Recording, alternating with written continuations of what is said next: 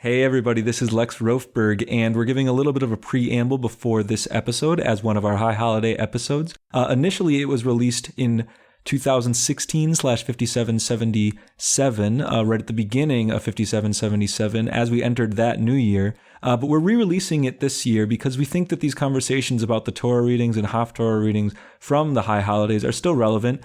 And we didn't re-record new ones.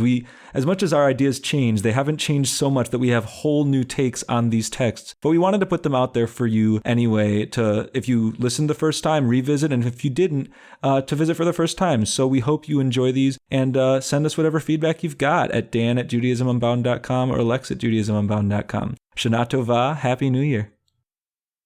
This is a special edition of Judaism Unbound, the High Holiday Readings.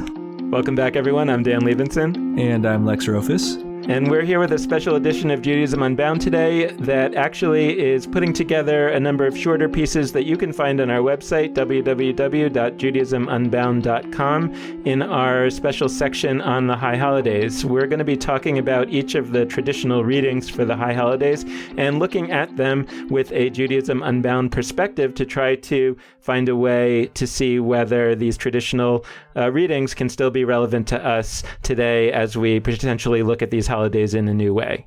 So our next text is the Haftarah reading for the first day of Rosh Hashanah, which comes from the first chapter and a little bit of the second chapter of the book of Samuel, specifically up to chapter 2, verse 10.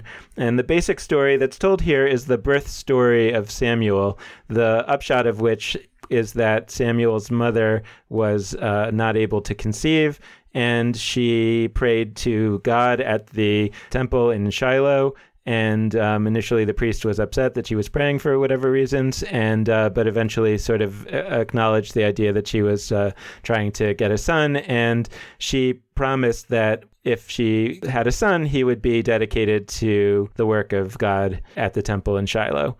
And in fact, she does have a son, and after he's weaned, she brings him to the temple at Shiloh to begin his service, and he ultimately becomes the prophet Samuel.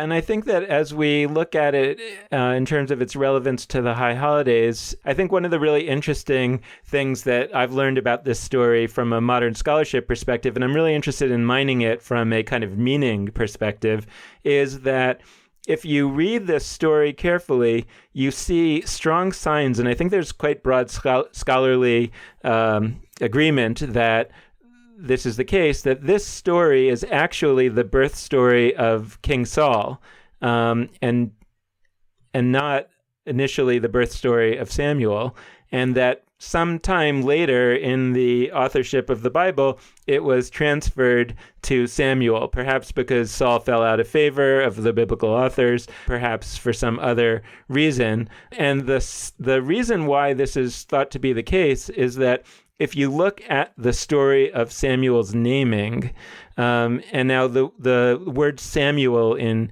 Hebrew either can mean his name is God, Shemo El, or some version of God heard, Shama El. Linguistically, it really can only be one or the other. And in the explanation of his name, a different root keeps popping up, which is the root sha'al, or requested, but it can also mean loaned or borrowed. And in explaining why she's going to name her son Samuel, his mother says, I prayed for him, I asked for him, God lent him to me, and I am now lending him back to God. And in that discussion in the Hebrew, the word is versions of Shaul, and Shaul. The word Shaul is the last version of this that is used to sort of put the final stamp on his name. So his name is Samuel because Shaul, and Shaul is in Hebrew Saul. So it's bizarre that it's his name is Samuel because he is Saul. And you could make an argument that says, I asked and God heard, and therefore his name is God heard. But it doesn't really seem linguistically to be, what's going on in this story. It would make much more sense if this was the birth story of Saul, and the mother said, I asked and he gave me, and I lent him and he lent him back, and his name is lent him, right? That's really what it should be. And so for me, the way that I'm thinking about this in terms of the kind of atonement sort of ideas of the high holidays is that we have this idea, one of the most famous prayers for the high holidays is the Unetana Tokef prayer, who by fire, who by water, all these various ways of death, basically. And, this idea of kind of praying so that fate won't befall us. And one of the ideas in the Unetana Tokef prayer is who shall be exalted and who shall be brought low. And I think more broadly than, who shall be exalted and who shall be brought low in terms of like something terrible will happen to them is more about whose story will be remembered and whose story will be forgotten and whose story will be taken away from him. And that puts me in the mind, as our listeners would know that it often does, of the Broadway show Hamilton and this famous song at the end, who lives, who dies, who tells your story. And George Washington sings, let me tell you what I wish I'd known when I was young and seeking glory, that you have no control, who lives, who dies, who tells your story, right? That there's some aspect of which after your death, you're kind of giving up the chance to control your story anymore. So, in my reading, it's part of that is like, you better do in life what is going to kind of make sure that your story is likely to get told the way you want it to get told. And so, for me, reading this particular Haftarah through the eyes of biblical criticism and modern scholarship, doesn't take away some kind of powerful traditional meaning. It actually gives the story like a new meaning that feels even more relevant to me today for this era, both for us personally and for the story of Judaism looking into the future, that if we wanted to have a certain meaning in the future, we better be working on it now. I totally agree with that. And it connects with a thought I had also about the names, actually. So I was working under the assumption of Shaul, of that's the name of Saul in Hebrew, and that's sort of the linguistic formulation that we have here, and that's what you described before. But what's fascinating is that if we take as a given, once again, there's debate about this, but I do think there's a strong case that this was originally written about Saul, and then it was changed to Samuel. You were just talking about how meanings can shift over time and how we tell a story can shift. I think that actually we get another new meaning when it's Samuel. So in the Hebrew, the name is Shemuel. You talked about how that could refer either to hearing God, or to this question of borrowing or lending, which is what they allude to. I think it's fascinating because in the Torah portion for this same day of Rosh Hashanah, we have the story of Hagar and Ishmael. And the name Yishmael is incredibly similar to the name Shmuel. You can even hear it, but in the Hebrew, the way that the root system works, those are arguably the same root. Now where it gets tricky and dicey is that we're making the claim that the original root here was not the Shm sound that means to listen or to hear, but actually Sha'al, which relates to borrowing, lending. Well, that's what the text is claiming. I'm claiming the opposite. Sorry, yeah. Right? I'm claiming that this is a false etymology that's given here. Right.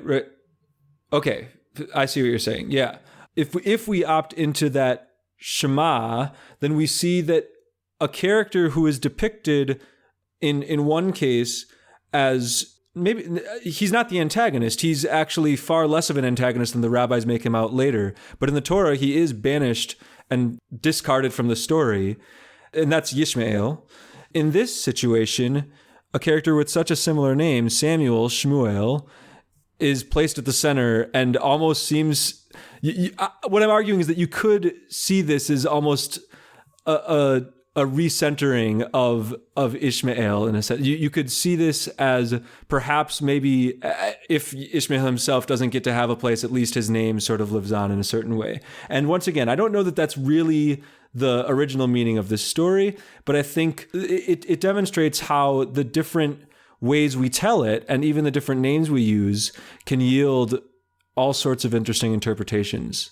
I think you're saying something really beautiful, which I hadn't seen before, but you're saying that, because a lot of times we talk about the connection between the Torah portion and the Haftarah portion, and traditionally the Haftarah portion is some kind of echo from the Torah portion. And traditionally, I think the idea here is that Sarah couldn't conceive and prayed and she got a child, and in the Haftarah portion, Hannah couldn't conceive and she prayed and she had a child. And I feel like you're finding a different echo, which is only visible through source criticism, which is that in the first story, Ishmael was thrown out and kind of, in some ways, thrown out of the story, and that's very explicit. And in this text, Saul is thrown out of the story, and that's hidden.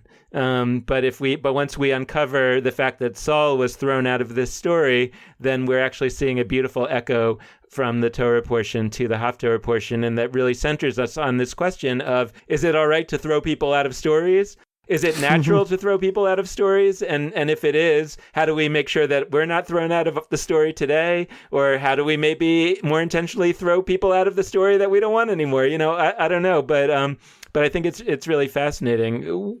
One thing I want to add, though, too, is that one of the other beautiful things that I see here is that you could have imagined that if Saul fell out of favor, they would have just thrown his story out of the story.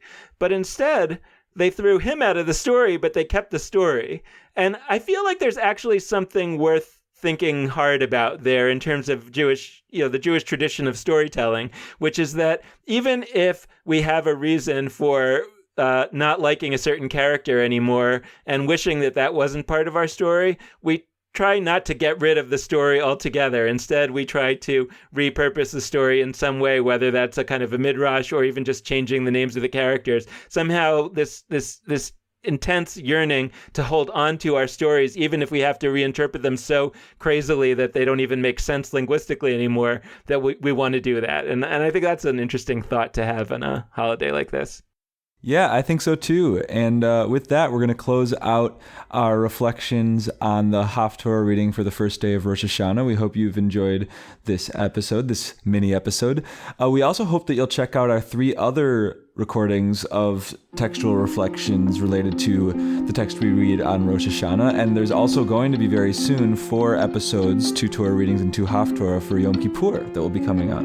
So we hope you'll give those a listen. You can do so on iTunes or Google Play, wherever you typically access Judaism Unbound, or through our website, JudaismUnbound.com, under our High Holidays Unbound project in the Listen and Learn track.